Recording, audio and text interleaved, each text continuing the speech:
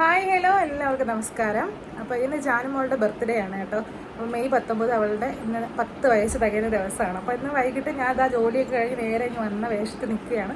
അപ്പോൾ നമുക്കിന്ന് ഒരു ഈവനിങ് വ്ളോഗാണ്. ഈവനിങ് എന്ന് പറയുമ്പോൾ മോളുടെ ബർത്ത്ഡേ സെലിബ്രേഷൻ ഉണ്ട്.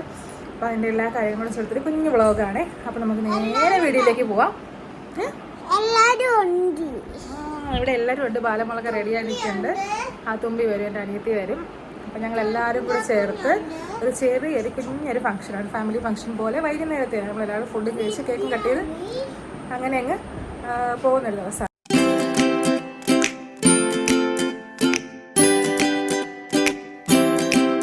ഞാനിവിടെ മേക്കപ്പൊക്കെ തുടങ്ങി ഒരുങ്ങിക്കൊണ്ടിരിക്കുകയാണ്.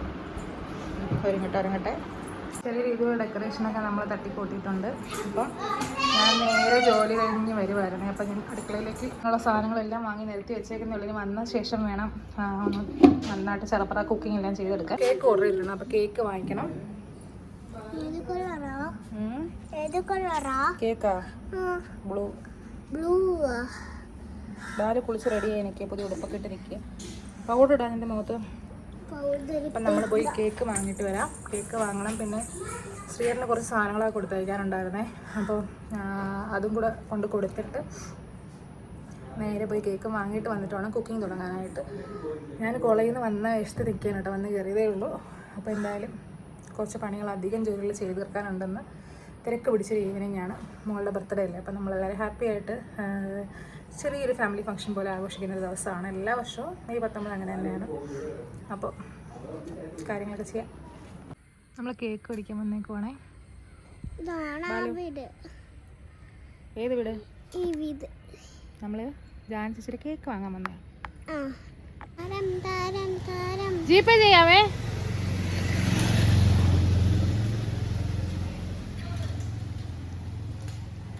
എന്തോന്ന്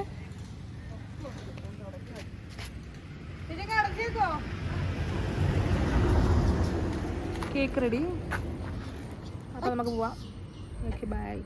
അങ്ങനെ കേക്കൊക്കെ വാങ്ങിയിട്ട് വന്നിട്ട് പിന്നെ കുക്കിങ്ങിൻ്റെ തിരക്കാണ്. അപ്പോൾ ഇന്ന് ബിരിയാണിയാണ്, ചിക്കൻ ബിരിയാണിയാണ് ഉണ്ടാക്കുന്നത്. അപ്പോൾ ചോറ് വേറെ കുക്ക് ചെയ്തിട്ട് പിന്നെ ദം ചെയ്തെടുക്കാമെന്നാണ് ഞാൻ വിചാരിക്കുന്നത്. അപ്പോൾ അതിൻ്റെ തിരക്കുകളാണ്. ഞാൻ ചറപറാന്ന് ചെയ്യുവാണ് കേട്ടോ. ഇനി കേക്ക് കട്ടിങ്ങിന് കഴിയുമ്പോഴത്തേനും ഫുഡെല്ലാം റെഡിയാക്കി വെക്കണമല്ലോ. അങ്ങനെ ഞാനും ഓരോ ഗിഫ്റ്റൊക്കെ കിട്ടുന്നുണ്ട്. അപ്പോൾ അതൊക്കെ അങ്ങനെ വാങ്ങി അവൾ ഹാപ്പി ആയിട്ട് കൊണ്ട് നടക്കുവാണ് കേട്ടോ.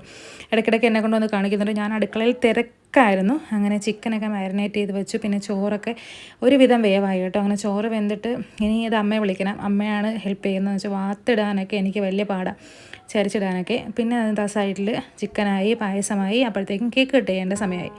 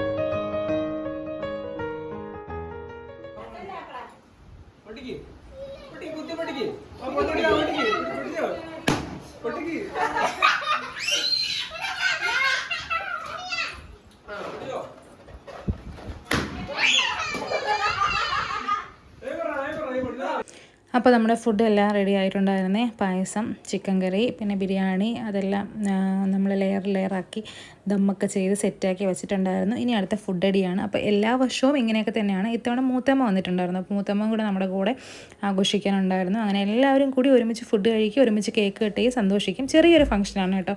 വലിയൊരു ആഘോഷമായിട്ടൊന്നും ഞങ്ങളങ്ങനെ ബർത്ത്ഡേ ആഘോഷിക്കാറില്ല. എനിക്ക് തോന്നുന്നു 1 വയസ്സെങ്ങാണ്ടായപ്പോഴാണ് ജാനിൻ്റെ ബർത്ത്ഡേ അങ്ങനെ ആഘോഷിച്ചത്. പിന്നെ എല്ലാവരും കൂടി സന്തോഷമായിട്ടിരുന്ന് ഫുഡ് കഴിക്കുക എന്നുള്ളതാണ്. അപ്പം നമ്മളെല്ലാവരും കൂടി രാത്രി ഡിന്നർ എല്ലാവരും കൂടി ഒരുമിച്ചിരുന്ന് കഴിച്ചു. എല്ലാ വർഷവും മാമനും മാമിയും ഉണ്ടാവും. ഇത്തവണ അവർ വന്നില്ല കേട്ടോ. അപ്പോൾ അവർക്ക് എന്തോ ഹോസ്പിറ്റൽ എമർജൻസി ഉണ്ടായിരുന്നു. അപ്പോൾ ഇത്രയാണ് നമ്മുടെ ഗസ്റ്റ് എന്ന് പറയുന്നത്. ഗസ്റ്റല്ല, നമ്മുടെ വീട്ടിലുള്ളവർ തന്നെയാണ്.